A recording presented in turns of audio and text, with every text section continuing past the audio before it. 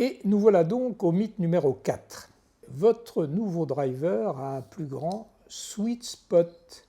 Il existe en réalité des drivers qui possèdent un plus grand sweet spot, mais seulement si vous êtes prêt à redéfinir ce terme comme étant une face qui ne perd pas autant sa capacité à se déformer vers l'intérieur et à se tordre lorsque vous décentrez la balle à l'impact. Le problème, c'est qu'il n'existe pas dans l'industrie du golf un outil adapté Sweet Spot Meter, capable de mesurer avec précision ce dont les clubs disent posséder ou non. Le seul outil existant qui permette de vous informer sur la qualité ou la taille d'un sweet spot n'existe que dans les publicités. Le sweet spot est un terme très communément utilisé dans ces pubs, mais souvent à tort et à travers. Techniquement, le sweet spot est le centre de gravité d'une tête rapportée sur la face, de la taille d'une tête d'épingle, qui ne peut ni grandir ni rétrécir. C'est une projection orthogonale. Il est tout simplement un point.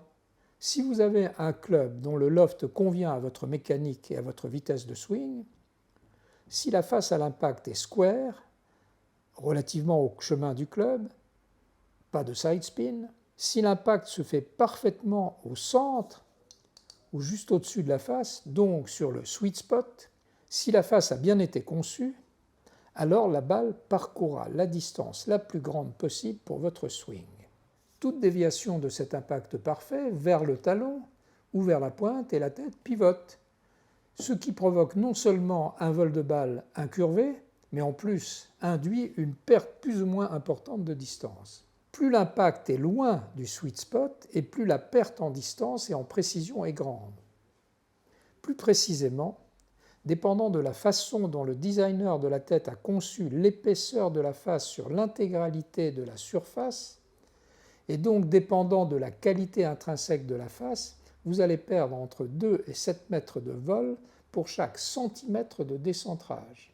Quand les fabricants de clubs parlent d'un sweet spot agrandi, ils parlent en fait de deux possibilités techniques. Ils ont pu, premièrement, modifier la répartition des masses sur la tête pour augmenter le moment d'inertie, et donc limiter de façon relative, il faut le dire, la rotation de la tête sur un impact décentré. Dans un second temps, ils ont pu également retravailler le design de la face en elle-même, comme j'en parlais précédemment. Vous savez certainement qu'une face de driver se déforme vers l'intérieur à l'impact de la balle. Plus la face se plie, plus la vitesse de la balle en sortie de la face est grande. En concevant une face dont les extrémités sont légèrement plus fines que le centre, il est donc techniquement possible de rendre la face plus flexible sur les coups décentrés, ce qui vous fera perdre moins de distance. Cette méthode de face plus épaisse au centre et plus fine sur les contours s'appelle face à épaisseur variable, technologie qui, au passage, a été inventée par un fabricant dont vous n'avez probablement jamais entendu parler et non par un des gros fabricants que vous connaissez. Revenons-en à la réalité du jeu maintenant.